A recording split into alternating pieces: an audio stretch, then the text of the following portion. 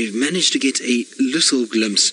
And from what I can see, it's difficult from where we are. As you can see, it's just a blur of spots behind the bush, but it looks like a little Xongile that is slowly facing in this direction. Hopefully she is going to come north. We know that Hosanna was not far from here, very close to where Ali left Hosanna this morning, and so I wonder if the two of them haven't been together. I'm hoping, though, that she is going to come north. She is facing this direction, and she's been slowly moving this way the whole afternoon.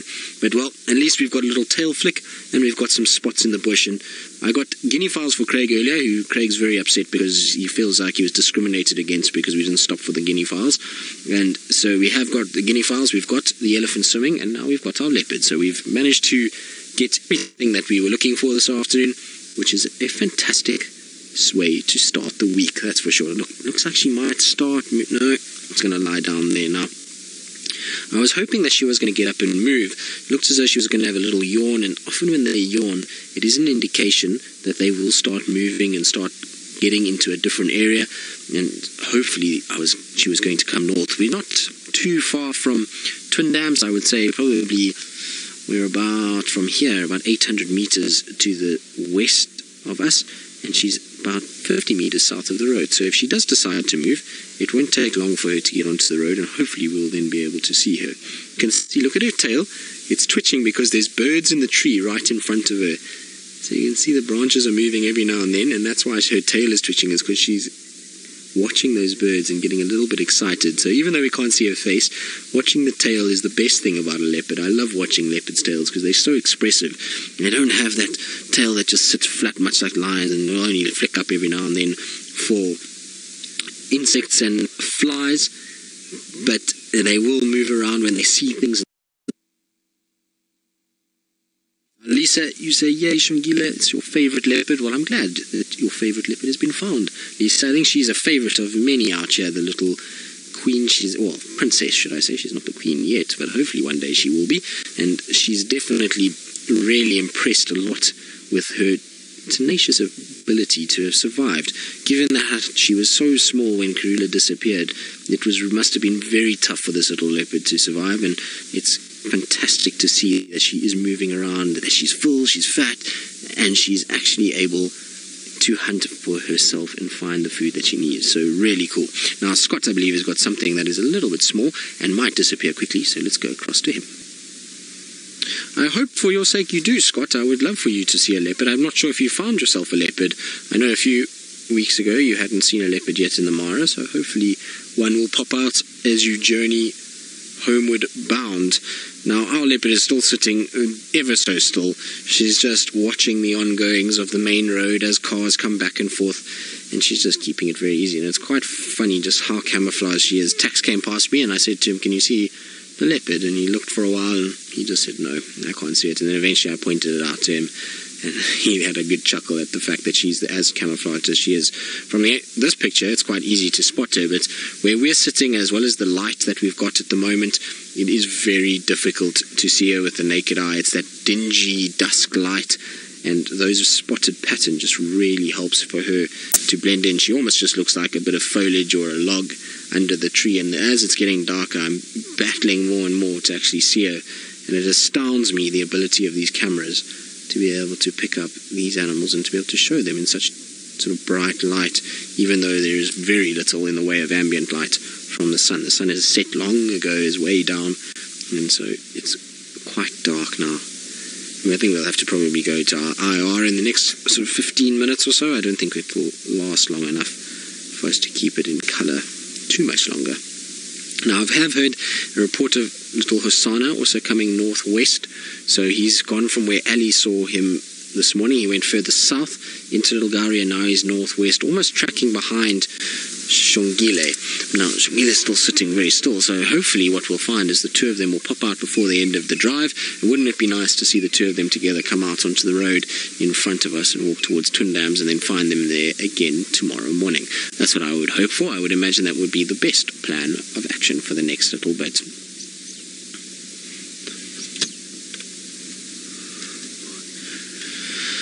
Morgan Morgan, who's 8 years old. Hello, Morgan. You want to know, do the leopards recognize each other from their spot pattern? Well, Morgan, no, they don't. So you'll find with the leopards, they'll recognize each other by the way that they smell, which is very funny, and also the way that they sound. So when they see another leopard, they will make some contact calls, and a lot of the time it's called chuffing, and it basically goes a little bit like this. It goes and that's how they'll talk to each other, and they will be able to recognize each other's voices as well as the way that they smell as to who they are. So they don't need spot patterns to be able to recognize one another. It's more on how they smell and how they sound.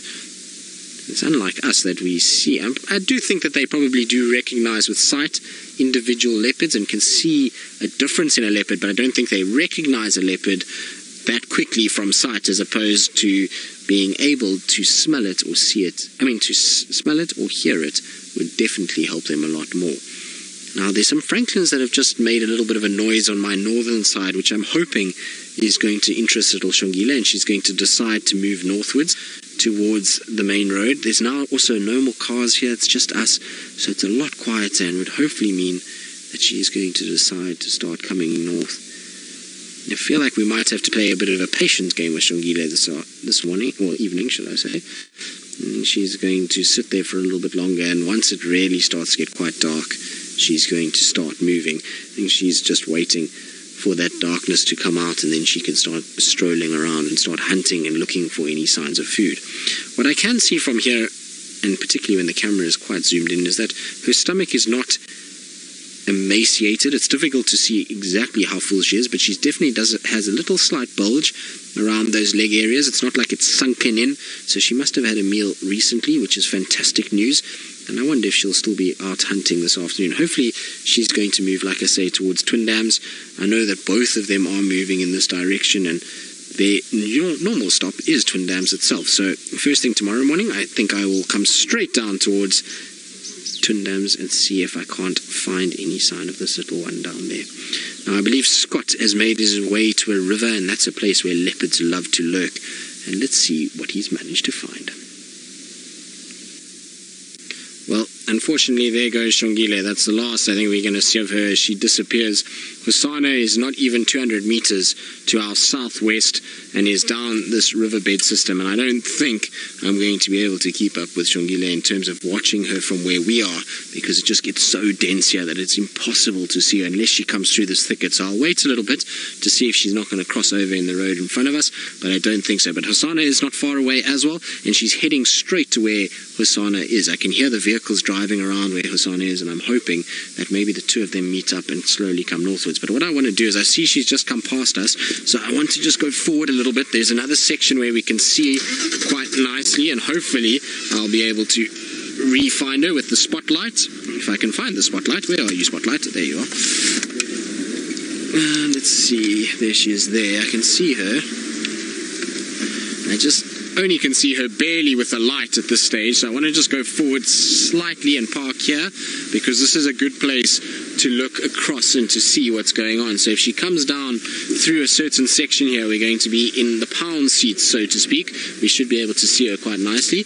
But while we're sitting here, I thought, well, might as well have a think about my perfect drive. Now, I've spoken about this once before, but for me, this afternoon has pretty much been as good as I would want it to be. I've had all of my favorite things. I've seen birds, I've seen raptors, I've seen elephants swimming, and I've seen spots in the form of leopards. So those are all my favorite things.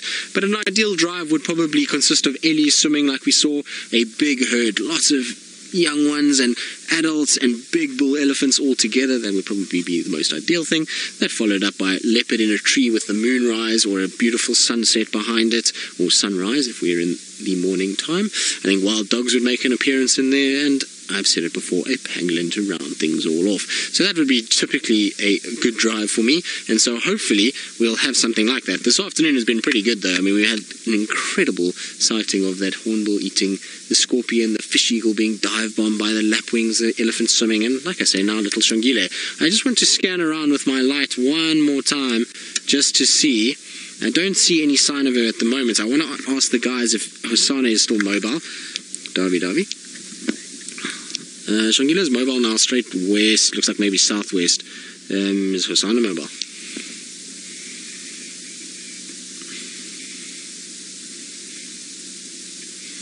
Okay, copy, thanks.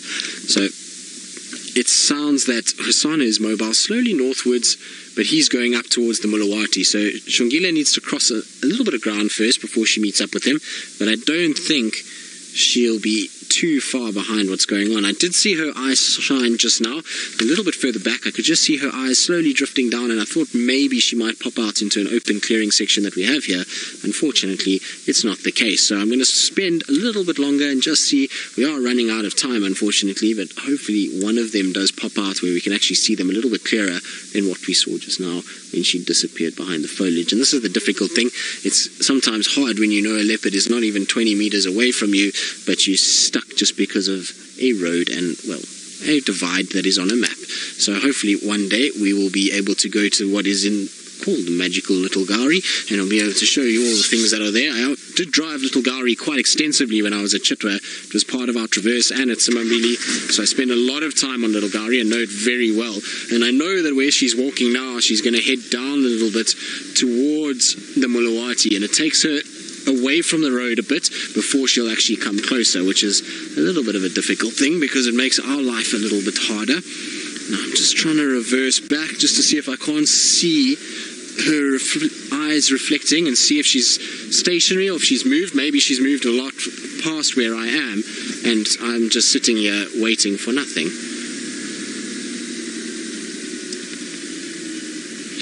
Now, this is the last place I thought I saw her, and I can't see any sign of her now.